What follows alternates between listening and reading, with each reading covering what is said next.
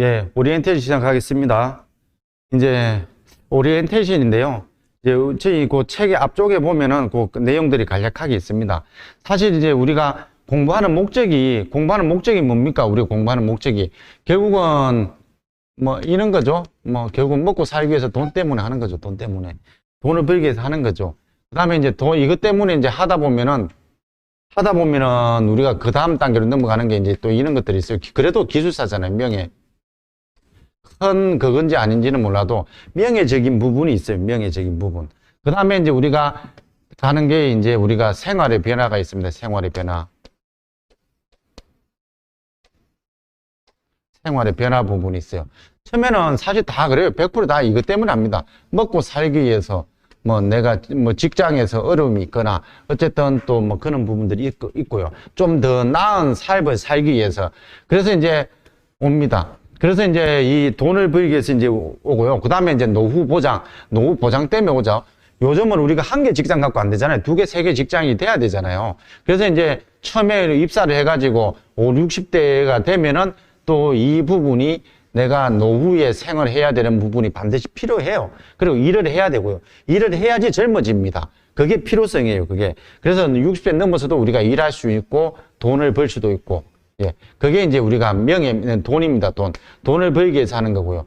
두 번째는 뭐 진급도 돈이죠. 돈을 벌기 위해서 하는 거죠. 그게 부수적으로 따라오는 게 이제 명예예요, 명예.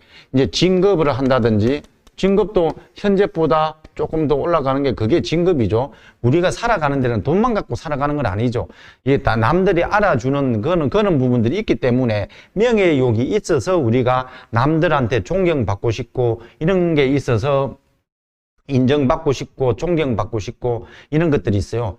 저 안전에 가면은 생안사인자 인정받고 싶은 욕구, 자아 실현의 욕구, 생리적인 욕구, 안전의 욕구가 근데 이 밑에 있어요. 사회적인 욕구, 생안사인자가 있어요. 자아적인. 그러니까 이제 이런 명예적인 게 이쪽에 포함되는 거예요. 인간의 욕구는 이 단계로 올라가는 거예요, 이게. 그래서 생리적인 욕구가 저 차원의 욕구예요. 우리가 이 욕구가 있기 때문에 인정받으라고 하는 욕구, 자신의 욕구가 있어서 그게 다 명예욕이거든요. 예. 그런 게 있다 보니까 우리가 실시하는 거고요. 그리고 우리가 이제 또 뭡니까? 뭐 공무원을 하고 싶어 한다든지 높은 데 이제 하고 싶은 게 우리가 공무원은 우리가 죽으면은 뭡니까? 죽으면은 앞에 신의가 있죠. 신의. 제사 지내주잖아요. 제사 지내주는데 학생 부군으로 끝나잖아요. 학생 부군으로 끝나는 거는 이 지위가 없는 사람. 요 학생이란 말 대신에 나중에 가면 기술사가 들어갑니다. 공무원은 공무원이 들어가요. 여기에 그 급수대로 그 명칭들이 들어가요. 박사는 박사가 들어가고요. 우리는 기술사니까 기술사가 요 들어갑니다. 그래서 우리 자식이 제사를 지내주면은 여기에 들어가는 거예요. 근데 제사를 지내줄까요? 요즘에 점점 약간씩 좀 불안한 게 있죠, 이게. 그러면 이거 아니, 직감은 우리가 지내주니까 이래 있는데, 그거 안 지내주면은, 예, 알 수 없는 거예요. 그거는 사실은요, 그죠? 참, 이 세상이 참, 그건 아닌 것 같은데, 이 상황이 흘러가고 있습니다. 그게 이제 우리가 명예를 얻고자 하는, 그죠? 이제 명예. 그 다음에 이제 우리가 생활의 변화. 하다 보면은 우여곡절이 많이 찾아옵니다. 처음에는 억지로 이것 때문에 공부를 하지만은 나중에 그것 때문에, 공부 때문에 내가 어떤 생활의 변화도 생기고요. 내가 못하면은 또 이런 게 있어요. 내가 열심히 하다 보니까 우리 자식들이 나를 보고 본받아서 해요. 애들한테 공부하라고 해서 애들이 공부 안 합니다. 공부하는 모습을 보여줘야지 공부를 하는 거예요. 생각해보면 나한테 우리 부모님이 나한테 공부하라 해서 내가 공부했나요? 말을 한다고 해서 공부하는 건 아닙니다. 절대. 그 부모가 어떤 하는 행위를 보고 그걸 보고 자연스럽게 따라가는 거지 말을 한번 한다고 해서 할 것 같으면 그 도리어 사이만 나빠져요. 서로 기어리만 상한다고요. 서로 자식 간에. 그거는 별 효과가 없어요. 공부하라는 결국은 잔소리고 도리어 빗나가다 한다는 그건 두 번째인데 별로 효과 자체가 없어요. 모습으로 보여줘야 돼요. 그리고 생활의 변화가 생깁니다. 이게. 긍정적으로 되고요. 그래서 이런 것들 때문에 우리가 공부를 하는 목적이 여기에 있습니다. 그리고 우리가 이제 이런 것 때문에 어차피 어떤 이유에서든 공부를 합니다. 공부를 하면은 현장에서는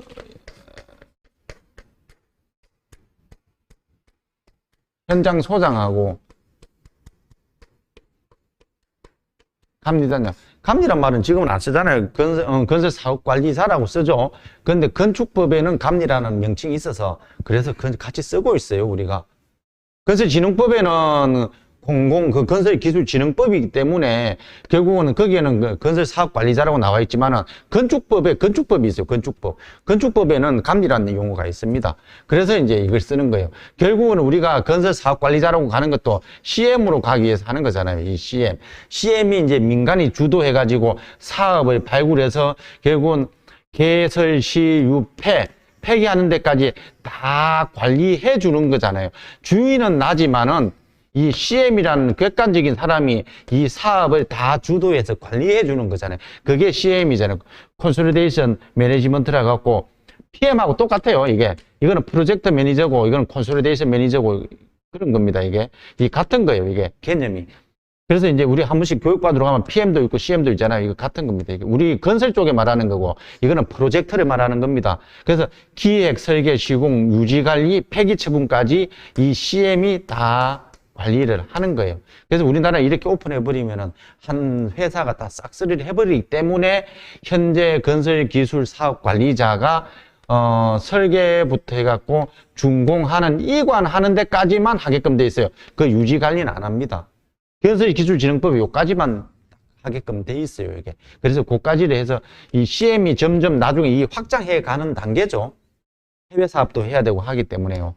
예. 그래서 건설기술관리법에서 건설기술진흥법으로 바뀐 이유가 이 개념이 많이 들어가 있는 거예요. 해외 사업에 진출을 하기 위해서. 해외는 다 이게 활성화가 돼 있거든. 그래서 이제, 그렇게 하고요. 이 기술사는 일본, 미국, 우리나라 이렇게 있죠. 이제 기술사가요.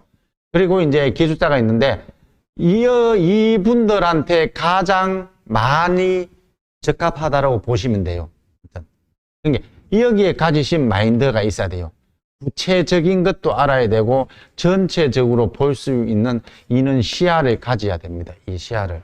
그래서 그걸 쓰어야 되는 거예요. 그리고 특히 우리는 토목, 시공, 기술사예요. 토목에 대해서 시공하는 기술사예요. 이게 현장이잖아요. 현장이잖아요. 시공이 현장이잖아요.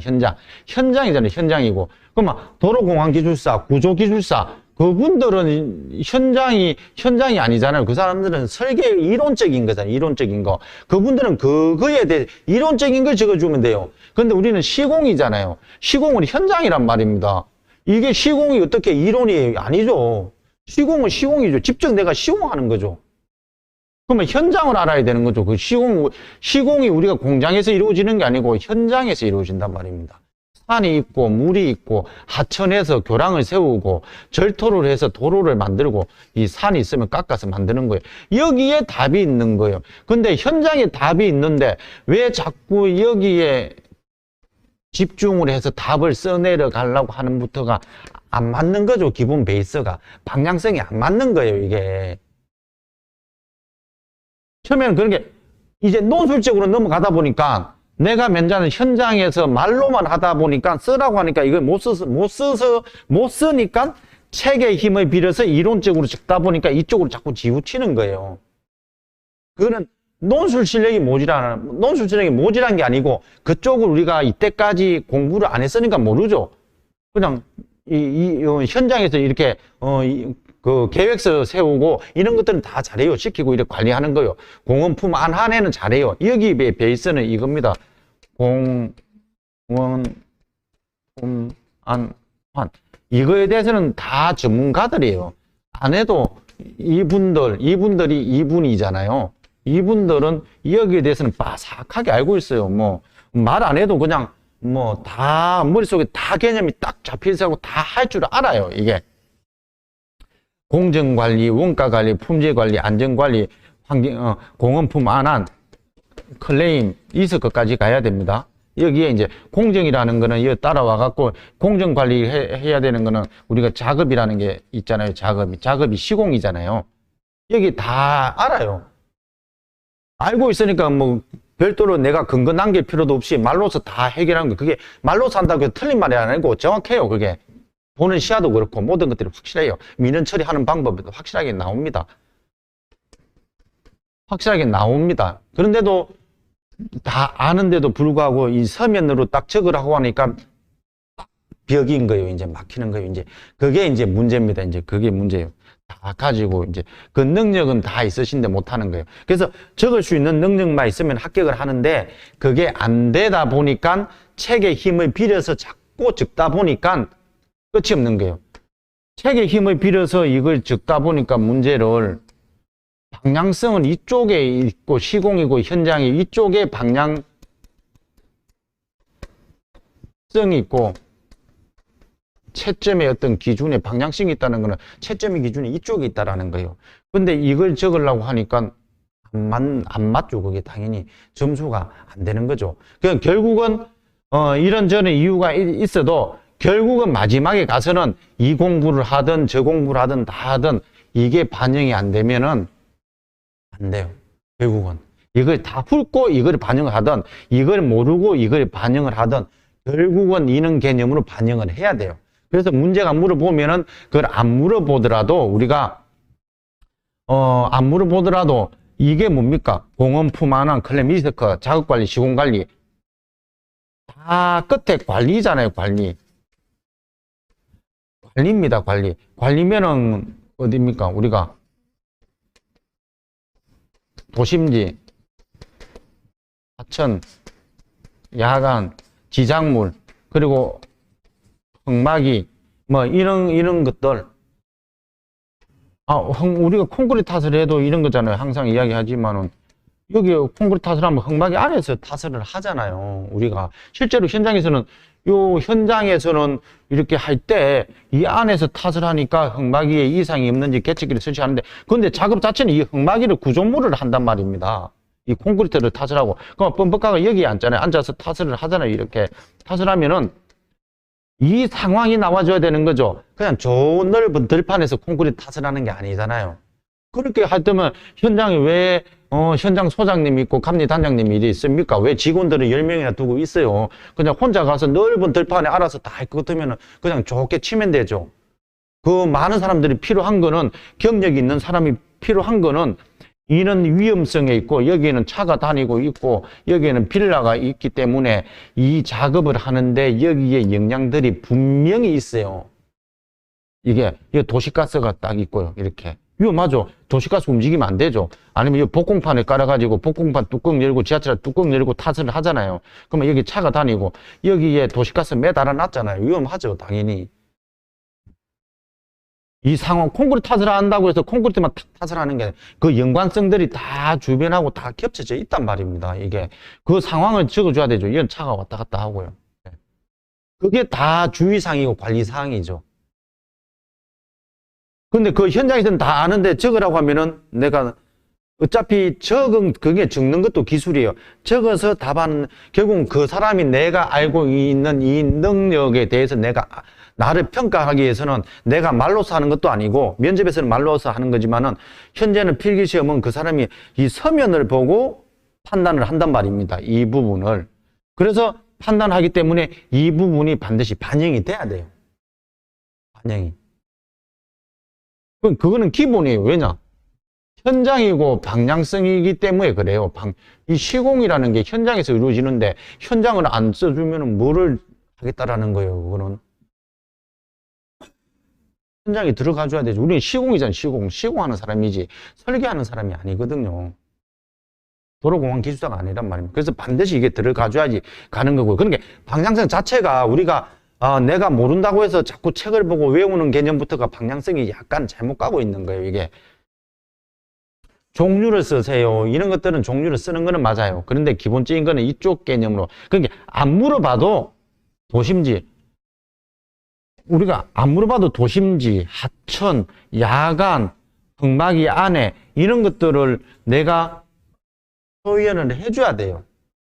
그래야지 그게 현장 냄새가 나는 거고, 그게 채점자가 볼 때도 그걸 적었다고 해서 빵점 이렇게 안 하는 거예요. 그 적는 게 점수가 더 좋아지는 겁니다. 그러니까 안 물어봐도 적어줘야 돼요. 그 조건에 따라서. 근데 이런 효과가 이렇게 적으면은 또 하나 더 좋은 효과가 이제 이런 거죠. 이제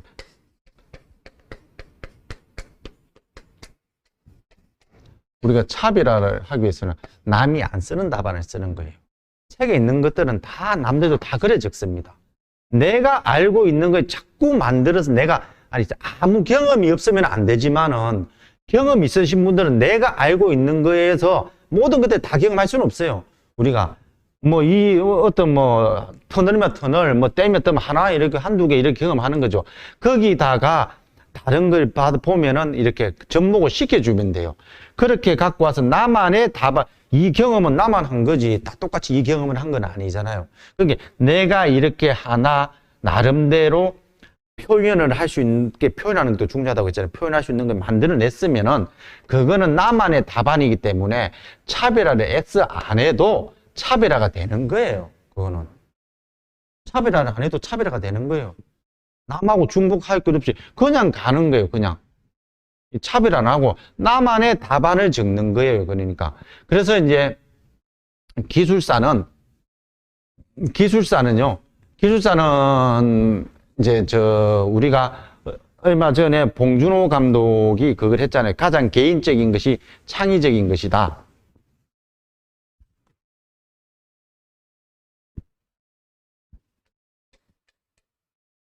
가장 개인적인 것이 창의적인 것이다.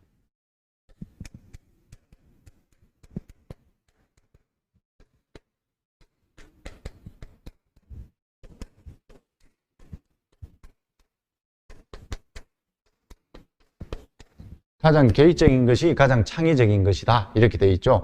가장 개인적인 것이 가장 창의적인 것이다. 이건 뭔가 하면은 이 개인적인 거잖아요. 편협하게 적어야 되고요. 보편타당하게 적으면 안 돼요. 편협하게 적어야 되고 내 개인적인 생각, 그런 게 창의적인 생각이라는 게 우리가 창의적인 거는 없어요. 그냥 개인적인 생각뿐이에요. 그러니까 개인적인 생각이 나하고 다른 사람 생각이 다르니까 저 사람이 창의적인 생각을 했다고 할 뿐이지 그냥 내 개인적인 생각이지. 왜냐? 이게 안 맞을 수 있어요. 보편타당하게 객관적인 보편타당하게 이거는 이제 주관적으로 적어줘야 돼요. 내 개인적인 생각이니까요. 이렇게 적으면은 안 돼요. 이렇게 적어야 돼요. 이기적으로 적어야 돼요. 그래야지 튄단 말입니다. 결국은 이게 뭐 하고 있는 거면 개성, 차별하고 연관되어 있는 거예요. 차별하고 연관되어 있는 거예요. 이게 개성이 있어야 튀어야 된단 말입니다. 그 아까 전에 1000명에서 500명 답안이 있어요. 1000명에서. 그럼 500명은 다 못 채우는 건 기본적으로 공부가 안 됐고 500명에서 이걸 보고 틀린 답안 찾으면 틀린 답안 없어요. 틀린 답안이라는 건 없어요. 틀린 답안이 없는데 없는 건 상황에 따라서 우리가 공기가 부족할 때는 품질이 나빠져도 빨리 공사 기간에 빨리 끝내는 게 그게 더 우선이고요. 공사 기간이 늘어날 때는 공사 기간보다도 품질 관리가 더 우선이에요. 안전 관리가 더 우선이고. 근데 공기가 부족하면은 안전도 좀 부족하고 품질이 좀 불량해도 야간에도 콘크리트 탓을 하든지 비가 올 때도 콘크리트 탓을 해야 된단 말입니다. 그거에 옳고 나쁨이 없죠. 그게 무조건 비 오면 탓을 안 된다고만 생각하고 있으면 안 되죠. 그게 옳고 나쁨은 없는 거죠. 그렇기 때문에 이 답안 접은 거에 대한 거는 틀린 답안은 없어요. 다 맞는 답안이에요. 그 중에 우리가 50명을 뽑는단 말입니다. 이렇게 50명을.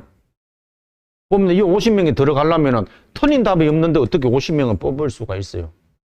다 합격시켜줘야죠, 500명은.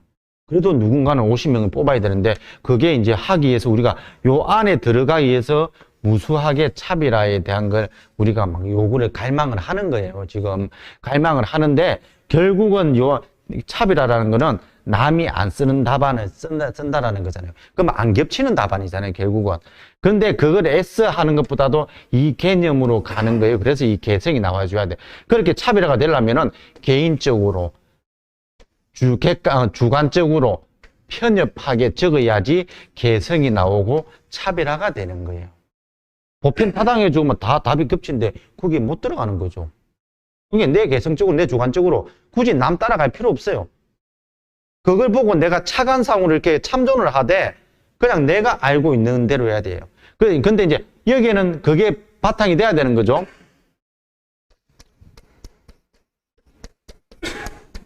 기본 공부가 들어가 줘야 돼요. 기본 공부. 기본 공부 없이 이게 안 돼요. 물어보는 뭔지는 알아야 되는 거죠. 아까 전에 얘기했듯이 균열의 발생 원인을 적는 균열이 대체적으로 균열이 뭔지는 알아야 되는 거죠. 근데 균열의 종류에 대해서는 내가 내 생각대로 적으면 되는 거예요. 내 논리대로. 이 기본 공부는 되죠. 기본 공부라는 거는 지금 간연도 문제에 물어보는 것은 알아야 된다요. 간연도 문제, 그러니까 지금 어떤 문제가 나올 줄은 모르니까 그 문제가 나올 만한 거에 가장 높은 비율을 차지하고 있는 거는 관연도 문제예요. 관연도 문제 다는 되게 많기 때문에 풀 수는 없지만은 내가 이어서 문제 다 내는 것도 관연도 문제고요. 대부분 이제 한 7년, 5년 치는 이 학원에서 이렇게 하는 것들도 대부분 5년 정도까지는 다 이렇게 겹쳐집니다. 그래서 한 7년에서 10년, 어쨌든 10년치도 꽤 많아요. 어쨌든 그 안에 있는 관연도 문제에 대해서 물어보는 거는 알아야 된다는 거죠. 이게 읽어봤을 때 뭘 물어보는지, 뭘 의미를 하는지, 이 임의 지역에서 아까 성토 방법이 뭐가 있는지, 그리고 기계 순서를 적으라고 하는지, 순서 및 방법을 쓰시오. 순서 및 방법이 도대체 뭘 말하는 건지는 알아야 된다는 거죠. 그건 알아야 되는 거죠. 애매하잖아요. 문제를 자꾸 꼰단 말입니다. 못 적게 헷갈리게 한다는 거. 문제 내는 사람이 일부러요. 그래서 기계 결정 방법. 결국은 조합 방법인데 기계 결정 방법을 적으라는 거거든요. 그게 조합 방법인데. 근데 기계 결정 방법이라고 우리 기존에 나오던 걸 말을 갖다 단어를 바꿔서 답은 똑같은데 그래 꼬아 놓는단 말입니다. 근데 그 의미를 내가 못 받아들이면은 답이 엉뚱한 데로 가는 거예요. 그래서 그걸 자꾸 풀어보면은, 이게 똑같은 문제를 이렇게 살짝 까놓는구나라는 느낌을 많이 받아요. 워낙 관연도 문제들이 많기 때문에 새로운 출제 내는 문제들도, 왜냐, 이게 또 이제 저쪽 출제자나 채점자 입장에서 볼 때 채점 하는데, 막 문제 새로 만들면은 내가 거기에 객관적으로 이 답이 나와줘야 되잖아요. 이게 내가 어떤 현장에 대해서 내가 어떤 현장에 콘크리트 타스시 주의사항이라는 문제를 만들었어요. 그럼 도심지 콘크리트 타스시 주의사항을 내가 앞에다 도심지 콘크리트 타스시 주의사항을 쓰시오라고 내가 문제를 만들어서 인력관리공단에 제출합니다. 그럼 도심지 콘크리트 타스시 주의사항 그건 어떻게 알아요? 내가 어떻게 하는지 모르고 내가 하는 거는 내 개인적인 답안이잖아요. 이거는 그 문제가 출제자나 채점자는 객관적인 답안이 돼야 되잖아요. 이게 출제가 돼야 되잖아요. 이게 모든 사람들이 공감할 수 있는 출제 문제가 돼야 되고 모든 사람들이 공감할 수 있는 채점이 돼야 되는 거잖아요. 그냥 글씨 잘 쳤다고 해서 점수 줄 수 있는 건 아니잖아요. 객관적으로 공감성이 있어야 되는 거잖아요. 그럼 도심지 콘크리트 타듯이 주의사항을 쓰시라고 문제를 냈으면 내가 인력관리공단에 이 문제에 대해서 제출할 때 도심지라는 키워드에 공감대가 되는 객관적인 답이 되는 걸 작성해서 줘야 되는데 머리 아프죠 그게. 그게 상황에 따라서 틀린데 그게 딱히 나와 있는 게 없잖아요. 이게 답이 없는 거잖아요. 그럼 내가 거기에 대해서 연구하고 객관적으로 많은 걸 해서 이렇게 뭔가 타당성 있게 만드는 걸 해야 돼 갖고 넘겨줘야 되잖아요. 단순히 내 생각을 막 적어서 줄 수 없는 거잖아요. 그 답안은요. 우리가 쓰는 거하고는 다르죠. 그거는 공신력이 있어야 되는 거잖아요. 그래서 그렇게 골치 아픈 것보다는 기존에 있는 문제에서 말꼬리만 살짝 바꿔서 하는 거예요, 그냥. 그게 차라리 골치 안 아프고 좋잖아요. 또 하도 많이 나와서 그 범주에 다 들어가는 거예요. 아니면 다른 품질 기술사에 나왔던 토목 문제에서 하나 갖고 오든지 이렇게 해서 이제 한 30%는 딴 데서 내게끔 돼 있어요. 또 그는 그 나름대로의 할 수밖에 없는 입장들이 있어요. 예. 어쨌든 이제 그렇게 되는 거고요. 그래서 관련도 문제를 풀어봐서 그게 기본적으로 내가 어느 정도 쓸 줄 알면은 문제를 물어보는 거, 이 부분을 이쪽 방향으로 가야 돼요. 자꾸 책에 있는 걸 내가 100%를 이 책에 있는 걸 800페이지를 100%를 완벽하게 자꾸 하려고 하면 안 돼요. 그건 끝이 없어요. 이걸 내가 외우지 않는 이상은 어떻게 해요? 이건 아무리 공부해도 이쪽으로는 점점 파고 들어가면은 끝이 없어요. 이게 계속 봐도 계속 들어가는 거예요. 이게 파도 공부해도 끝이 없는 거예요. 이거는 왜냐면요, 이게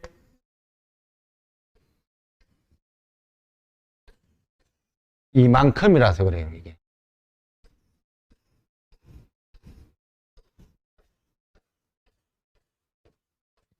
이것도 더 되죠. 옛날 80년도에는 이만큼을 공부했어요. 이게 한 이만큼이면 한 80cm 되죠. 80cm요.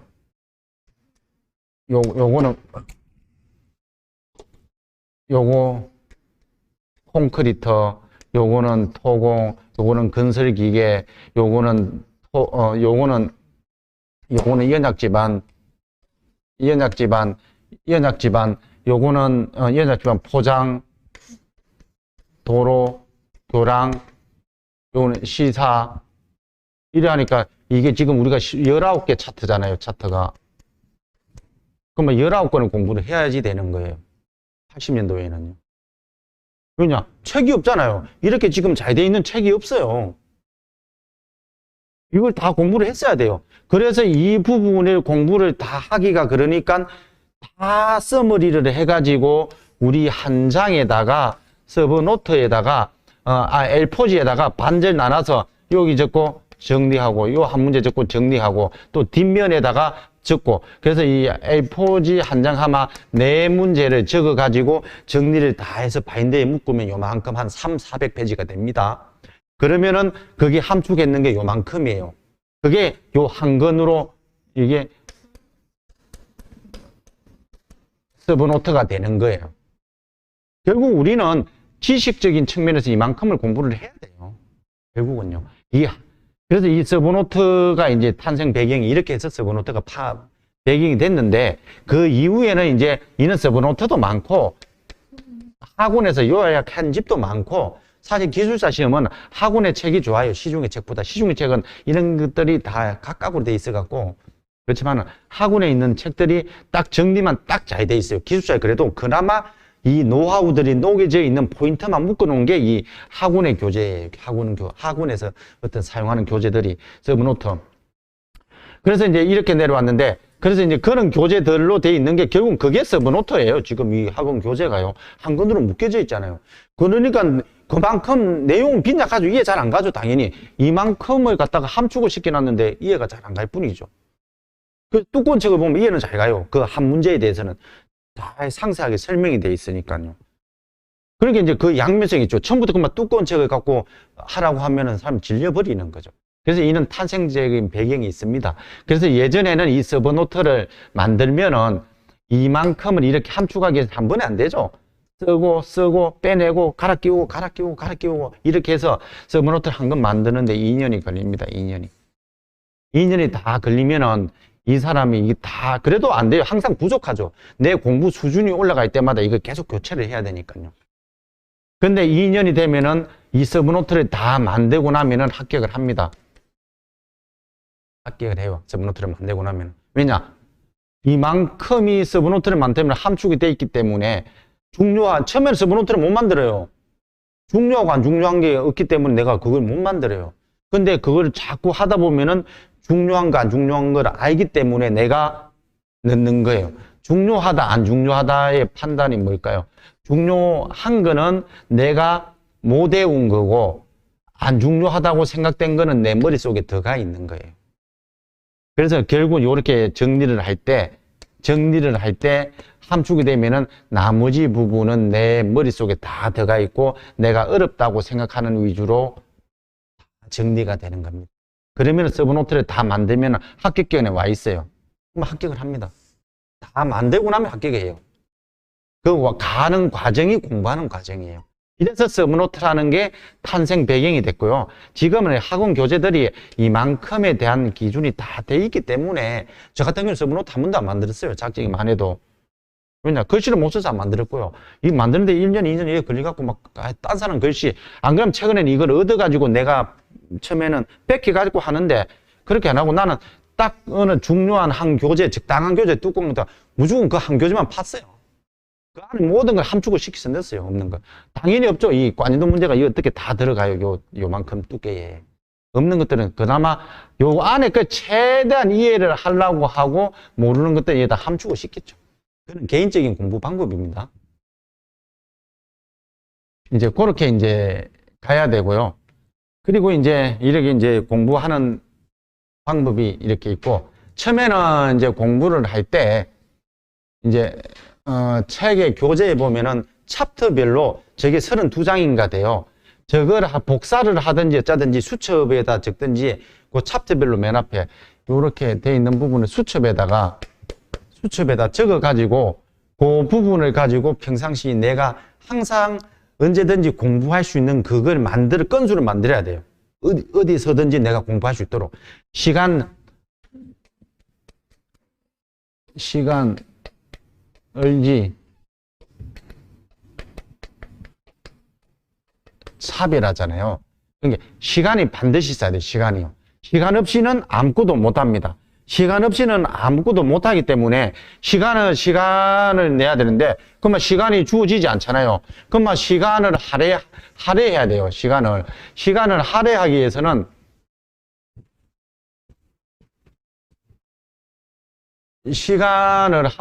위해서는 어떻게 해야 됩니까? 시간을 차별화. 시간을 할애하기 위해서는 수첩을 만들어서 갖고 다니면서 어디서든지 내가 화장실에 갈 때 아침에 30분, 점심 때 30분, 뭐 오후에 시간 날 때 현장 점검할 때 30분 이렇게 해서 그것만 해서 뭐 한 2시간씩 이렇게 공부할, 힘들죠. 힘은 든 건 알아요. 그래도 그런 시간을 자꾸 내서 내가 스스로 하려고 노력을 해야 되는 거예요, 이게. 예, 반드시 해야 되고요. 내가 내 목소리로 내가 30페이지 되잖아요. 내가 알아서 내가 그냥 녹음을 해가지고 평소에 그 이어폰에 그걸 딱 안다라는 개념보다는요, 귀에 넣고 그냥 듣고 다니는 거예요, 그게. 그렇게 하는 거고요. 집에 화장실에도 가서 이런 거 이제 몇 장씩 해갖고 이런 거 가서 꽂아놔놓고 그거만 보는 거예요. 얘도 있고 저도 있고 간 데마다 내가 공부할 수 있는 걸 만들어 놓는 거예요, 그걸. 갈 때마다 못 갖고 가잖아요. 그런 거. 그럴 때 그게 결국은 그 시간에 모아서 자꾸 할애를 하는 거예요. 주말에는 학원을 오고요. 그 다음에 의지는 내가 포기 안 되는 의지잖아요. 아무리 시간 많이 되고 하다가 포기하면 안 돼요, 포기. 반드시 의지가 있어야 돼요. 그냥 의지 있는 게 아니죠. 의지를 내가 가는데 의지가 약간 부족하면 빨리 정상적으로 부족하지 않도록 만들어야 돼요. 그게 나 같은 경우는 365일 360은 아니고 한 학원에 계속 갔어요. 가기 싫어요. 아침 일어나기 싫죠. 금요일까지 하고 토요일 일어나서 학원에 가야 되니까 싫죠. 그러면 학원 가서 자자. 그러면 갑니다. 가면 마음이 바뀌어요. 또 이렇게 새롭게 바뀌어요. 싫죠? 안 그러면 도서관 가요. 나는 무조건. 집에서는 절대 안 해요. 집에서는 하면 첫날은 괜찮아요. 한 3일이라 하면은 이 마음이 의지가 스스로 땅으로 내려와요. 이렇게 자꾸 놀러 가게 되고 식구들하고 놀러 가고 그러니까 아예 아침밥 먹으면은 도서관으로 가는 거예요. 밥도 도서관에서 하면 무조건 거기 있는 거야. 집에 안 오는 거죠. 집에서는 안 하는 거예요. 그러니까 그래야지 뭔가 마음이 가다듬어지고 도서관 가면 또 해요. 도서관 가서 1시간 하고 공부하고 갈 거 마루가 이렇게 해서 안 가버리면은 그 마음 자체가 자꾸 의지가 꺾여지는 거예요, 이게. 그건 사람마다 다르겠지만은 저 같은 경우는 그렇게 했습니다. 그거 가면 그래 또 해요. 커피 한 잔 먹고 한 1시간 하면은 이제 마음이 막 공부에 대해서 더 하고 싶어요. 이제 안정이 되니까 또. 갈 때는 되게 막 가기 싫고 1시간 하고 가는데 1시간, 오는데 1시간, 뭐 하는 시간도 있고 이런데 그런 거 유지하는 게 의지예요, 의지. 그래서 반드시 그렇게 되지 않도록 텀을 주면 안 돼요. 계속 그게 공부에. 그래서 저도 이제 이런 거죠. 자격증 하나 따고 그 다음 있어요. 안 놀아요. 그러면 이때 그 다음까지 있다고 해서 못했던 거 해버리면 의지가 꺾이지니까 다른 자격증을 이때는 그만 봐요. 어차피 지금 현재 하고 있는 걸 안 할 바에는 필기 합격하고 면접을 보는데 그냥 면접만 준비하는 게 아니고 시간이 많이 있잖아요. 그러면 그동안에 못했던 거 놀러 다니는 게 아니라 다른 자격증을 이때 빨리 내 의지가 뭔가 여유로움에 대해서 빨리 조금이라도 안주하지 않기 위해서 다른 걸 빨리 똑같은 패턴으로 계속 간다고 이 어떤 이 하는 패턴을 똑같이 학원에 새로 등록을 하든 도서관에 가든 그래서 이 면접에 이 비중보다는 이 비중에 많이 두되 그 의지에 대한 느낌 내가 나태해지지 않으려고 하는 마음은 계속 유지를 해줘야 돼요. 절대 그게 현재에 열심히 하고자 하는 마음이 100이라면은 90% 이하로 떨어지면 안 돼요. 70% 이하로 떨어지면 다시 복구하는데 힘이 들어요. 그게 3일이에요, 3일. 3주, 일주일. 그러니까 3일 안에 빨리 복구를 해야 돼요. 그래서 정상 패턴으로 돌아와야 돼요. 이래서 힘들고 저래서 힘들고 뭐 해야 되고 이러고 3일 안 하면 일주일 안 하고 일주일 안 하면 한 달 안 하고 한 번 내려갔다 올라오려면 10년이에요. 10년 맞습니다. 빨라도 3년이에요. 근데 그 마음이 안 되게끔 계속 내 스스로 체면수를 걸어야 돼요. 그게 굉장히 중요합니다.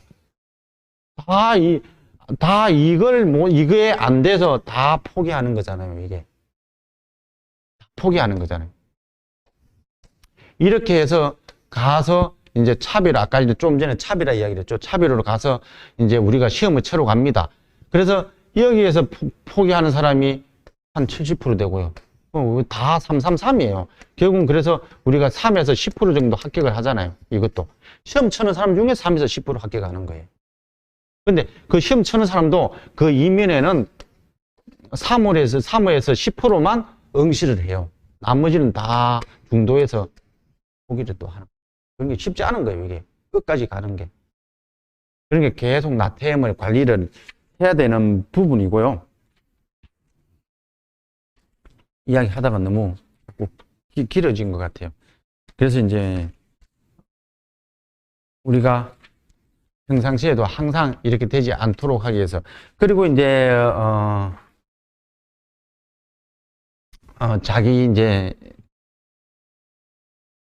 자기 주도 학습이라는 게 있어요. 이제 자기 주도 학습. 결국은 이거예요. 이게 자기 주도 학습. 자기 주도 학습.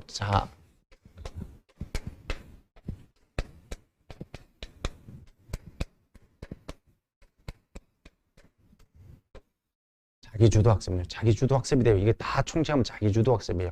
나는 자기주도 학습을 안 하면서 우리 애한테는 자꾸 자기주도 학습, 네 스스로 좀 해라. 네가 혼자 숙제를 해라. 이렇게 하고 구구단 외우는 것도 네 혼자 좀 어떻게 좀 하고 좀 해봐라고 애한테는 자꾸 자기주도 학습을 하고 빨간 펜에서도 그렇고 구몬 학습에서도 그렇고 여기저기서 다 그런 자기주도 학습이 트렌드예요.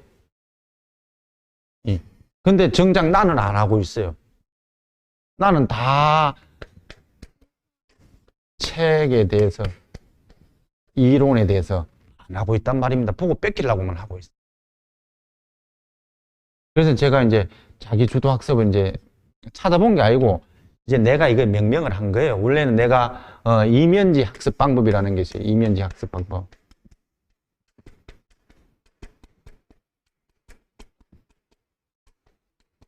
이거를 내가 이제 만들어내 가지고 내 나름대로 논리를 구성해서 만들었는데